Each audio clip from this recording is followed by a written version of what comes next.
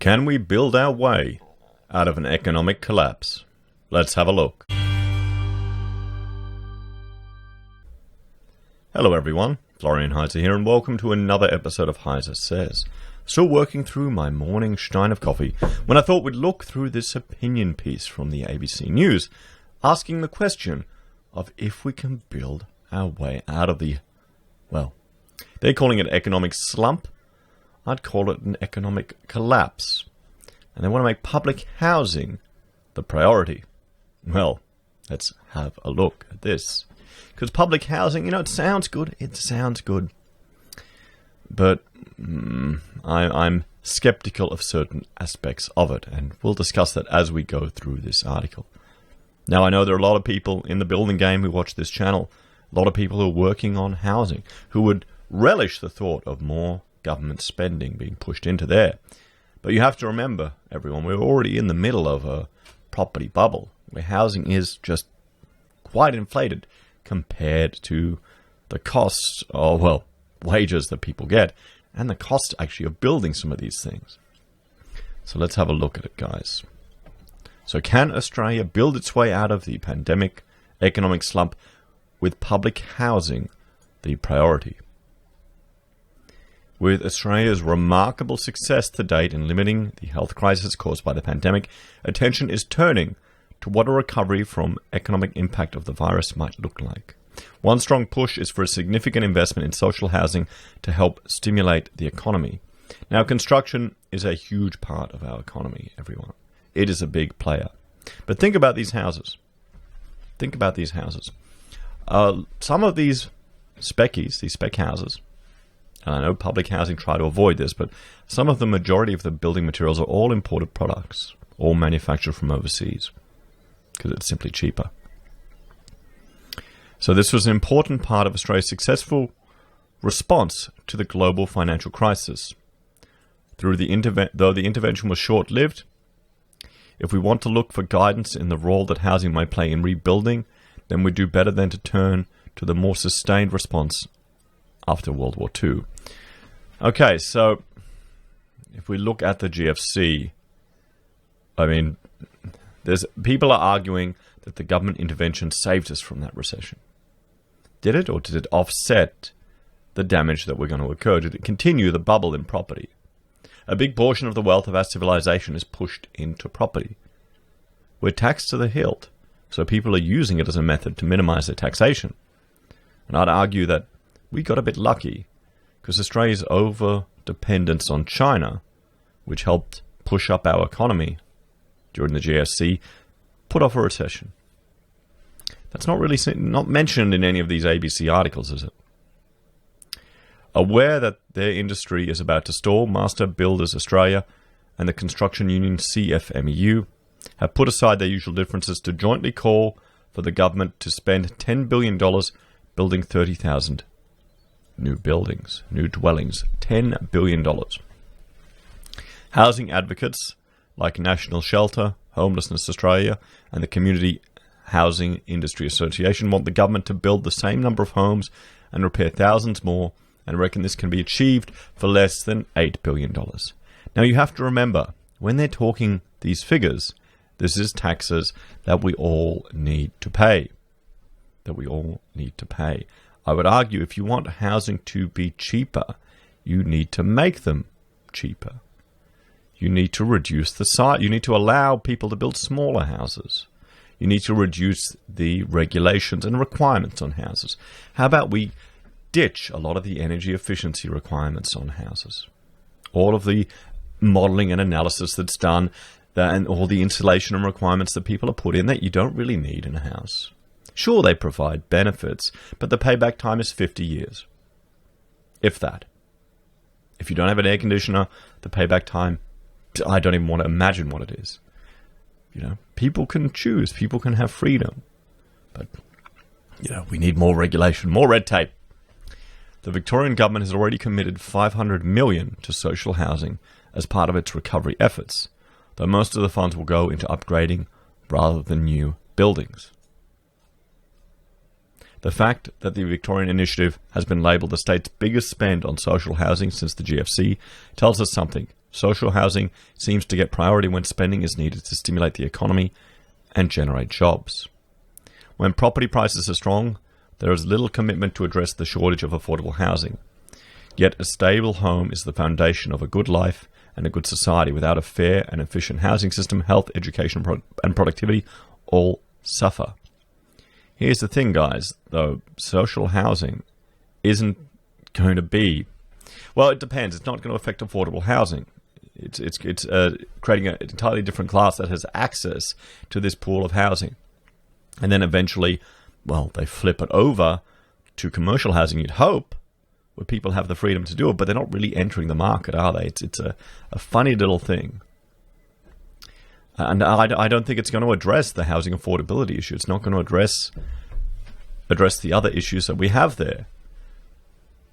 The housing crisis. For the past 2 decades, before the pandemic stopped the real estate market in its tracks, most Australian cities experienced a property boom. The median value of houses has tripled and grown even more in Sydney and Melbourne.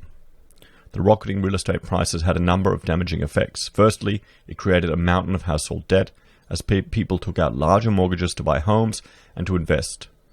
A pandemic-hit economy with growing unemployment has exposed the risk that this property debt possesses to the financial system. Secondly, as existing homeowners watched their property wealth grow, some would-be buyers were locked out of the market. As this chart shows, the share of people who own their homes outright has fallen steadily since the 1990s, while the share of paying off a mortgage has grown, along with the proportion of people renting in the private market. I mean, there you go. You've got more people renting. You've got public housing down. Owning outright has gone from over 40% to just about 30%, and owners with a mortgage has climbed from under 30 to over 35. So that shows you guys. That shows you the hit we've taken. While low interest rates make it easier to pay off a loan, rising prices made it much harder to get the deposit needed to secure a mortgage. According to one calculation, by 2017, it took the average Australian earning average wages 11 years to save the deposit needed to buy an average house. For the average residents of Sydney, the timeline was more like 40 years. Okay? 40 years. So it just shows you these houses, well, these entire cities are getting gentrified in a way.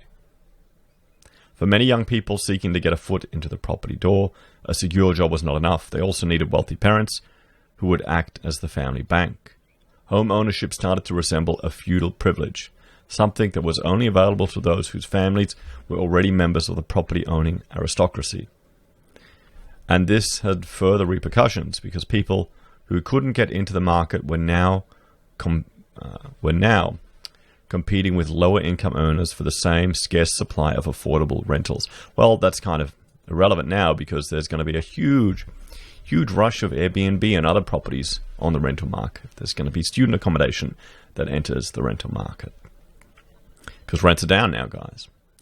As rents rose faster than wages, more and more households were pushed into poverty. They were paying so much to the landlord that there wasn't enough left over for other essentials like heating, transport, or food. This chart shows with falling interest rates, housing costs as a proportion of income have remained relatively stable for wealthy Australians, the top quartile, who generally own their own homes, but have increased substantially for Australians on lower, the bottom quartile, who are more likely to rent. And here's the thing, guys. This is why I would argue that people should be allowed to access their super to buy a house. Because if you retire with your own home paid off, you're in a much better position than if you're renting in retirement. I mean, there you go. The definition of rental stress is that a poor household pays more than 30% of its disposable income to the landlord. Well, that's the issue that we're having here, guys. And here's the question. I know they're painting a bleak picture here, and it's ABC. They've got an agenda to push. Now that we're in a post-pandemic world where consumer behavior is changing, where people are able to work more remotely, maybe you don't need that expensive rental property so close to your work in Sydney. Maybe you can step a bit further out. Maybe you can go a bit more regional. Maybe there'll be less demand for those properties and prices will start to fall. Migration is taking a hit. International students are taking a hit. Perhaps we'll see that. According to data from the Productivity Commission and the ABS, more than half of all low-income tenants renting from private landlords are in stress. This adds to about 600,000 households, well over 1 million people, including many children. And evidence shows that families can stay trapped in rental stress for years. The consequences of a failing housing policy are not just growing inequality and more poverty, but also increased welfare costs. The federal government now spends $44 billion annually on rent assistance alone. Poorer educational outcomes because insecure rentals force families to move frequently and disrupts children's education, and health problems linked to living in overcrowded or poorly maintained dwellings. This overcrowded and poorly maintained. I am literally doing that now. We've got, 5 children, 4 adults, 9 people living in this house, and it's a fixer-upper. My health has been better than any time in my life right now. Do you know why? Diet and exercise. So, yeah, sure. But also the big difference is because I own this house, I'm not afraid to make changes to address issues which may be a health and safety benefit. Whereas other people, and I've had people call up and tell me how they've worked maintenance on jobs where landlords have told them just to hide black mold, not to, to dodgy it, and they don't know, nearly in tears how to deal with this, how to report it. So there are some bad actors there as well, guys. But I would say it's a bit of emotional crafting in this piece. There's definitely a narrative coming through. So if housing is to be part of the post-pandemic recovery strategy, it needs to be more than a quick fix to help the construction sector through a downturn. Welcome as it is, Victoria's $500 million stimulus package will only produce 168 new units of social housing. Research by the City Futures Project in New South Wales shows there is a shortfall of more than 130,000 dwellings statewide, and that without concerted action, this will grow to 166 by 2036. Well, I wonder if that data, that research, has taken account of the changes in migration that's been happening. We'll see. And that's nothing special about Victoria. The national shortfall in social housing is estimated at 438,000 dwellings and set to grow to 729,000. In other words, even before the virus, Australia already had a housing crisis comparable to the situation during World War II. Well, what happened in World War II? Let's have a look. This will be interesting, because I know people that got super low mortgages and special grants and special lands. We need to open up more of the land and more of the country, everyone. How much land is locked away? How much development is restricted? Now, if you can work remotely, if you could go to a remote town, have a green change, if you had NBN and decent internet connection, you could work there. Could you do it? How many people could? That's, I think, a consideration now. So, relearning the post-war lessons. In 1943, a year-long commission of inquiry led by legendary public servant H.C. Coombs warned that Australia faced the shortage of 300,000 dwellings. His report gave rise to the first Commonwealth State Housing Agreement, ratified just after the end of the war, under which the federal government advanced long-term loans to the states to build rental houses for low-income earners. Over the next 25 years, about 1 in every 6 new houses in Australia was built by the government. Coombs's commission of inquiry and the government action that followed was partly prompted by a little book called Housing and the Australian Nation, which almost 80 years on provides insight that is remarkably relevant to our current situation. The authors were 2 leading social reformers, accountant and lay Methodist preacher F.W. Burnett, and solicitor and company director Walter Aussie Bird. Their argument was based on a simple premise. It is part of the birthright of every citizen to enjoy decent shelter. And their primary proposition was that Australia needed a national housing scheme, which is what Australia got after World War II. Britain also got a similar thing. We're still paying the price for that. Grenfell Tower, guys, is in related to that. The book begins with a brief survey of housing conditions around the nation and references the report of a committee appointed by the city councils to investigate housing conditions in Hobart, which concluded that the acuteness of the housing problem lies in the lack of healthy and sanitary houses at a reasonable rent for people under the basic wage. It's a straightforward proposition, which resonates today. Low-income earners have a housing problem because there's not enough decent housing they can afford to rent.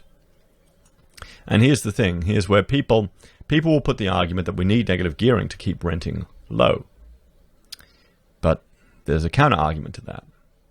Now, the problem is negative gearing in its current state is used by a lot of people to mitigate their tax. So there's an incentive for it. So that creates demand for those properties, and it creates demand for them to be higher. And the value is higher, which doesn't matter because people want to actually make a loss for it. So that goes up.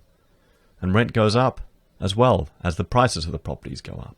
So you're locking the people out because the prices of the properties are going up. And because the prices of the properties are going up, the rent will go up to minimize the loss that they're making, even though they are making a loss.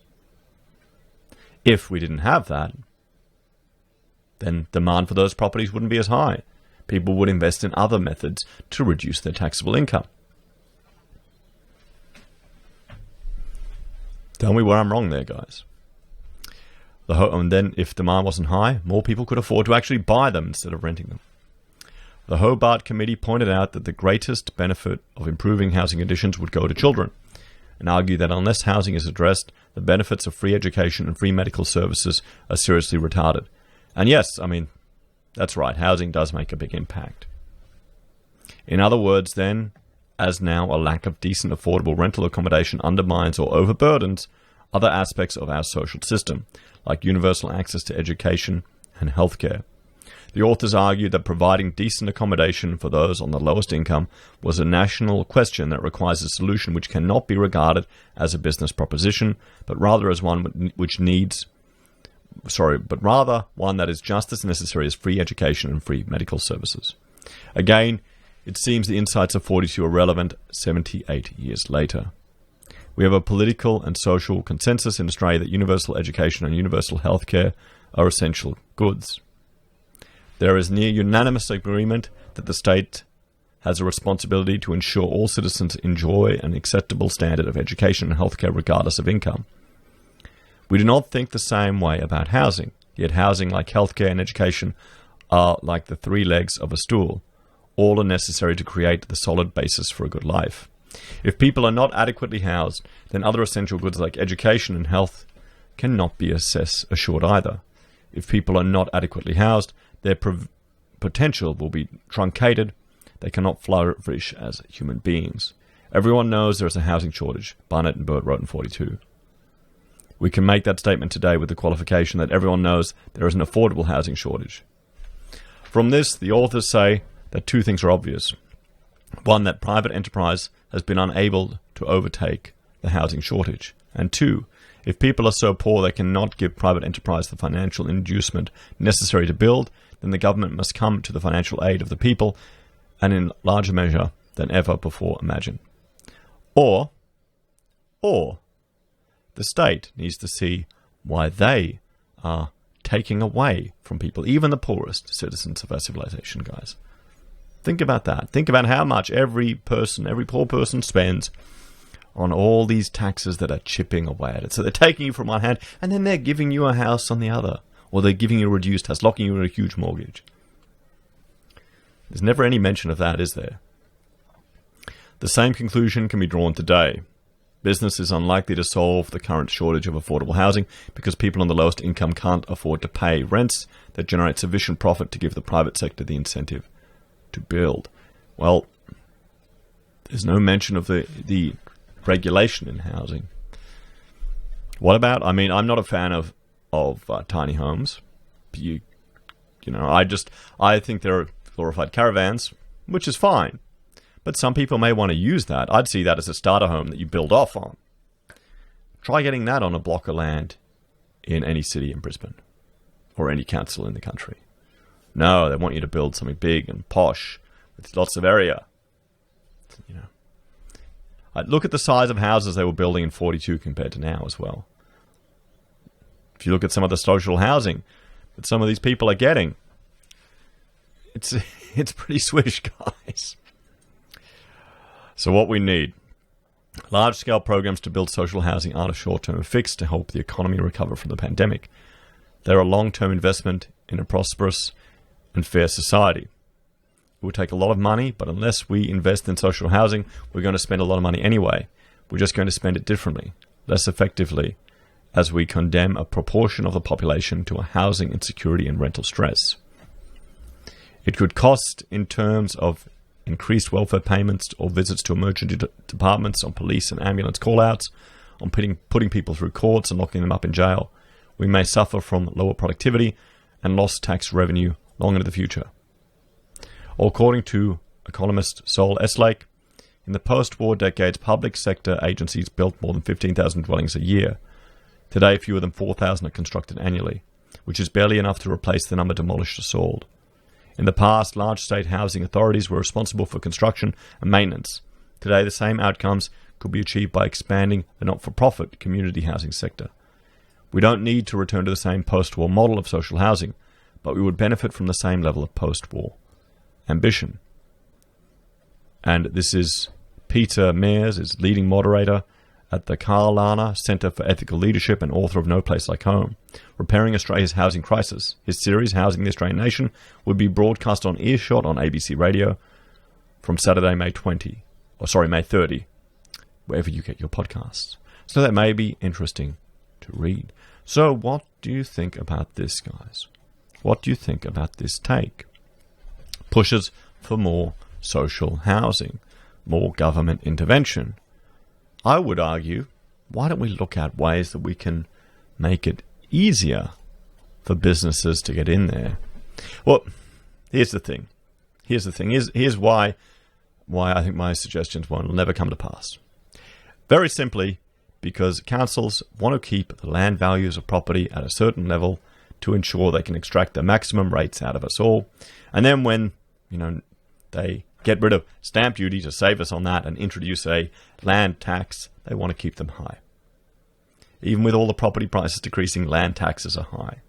So there's going to be very little incentive for business or for the states and for the councils to allow land values to decrease to make housing more affordable. Because if you think about these houses, how much the land costs here in Brisbane, around here, my land value is now worth more than I bought my house and land for. And it's only been like 5-6 years. Ludicrous. If you look at the cost of a block around here, I don't know, 400-500 grand, maybe more. I haven't looked in a while. Then you put a spec home on it for 150. What do you reckon, guys? Where do you think the cost is associated with it? How do you get land cheaper? Well, you need to have more available of it. You need to open more up. But then you get all the not in my backyard. No, we don't want high density. We don't want 2 houses on one block. We don't want duplexes everywhere.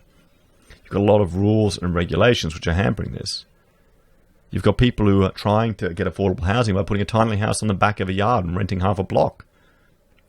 Doing whatever they can. So, interesting take. And I agree with the issues that are raised here. That housing and having stability and security does have a long-term impact, particularly on children, on your upbringing. Moving around a lot is disruptive and is going to offset a lot of the other money that the civilization is spending to help these people.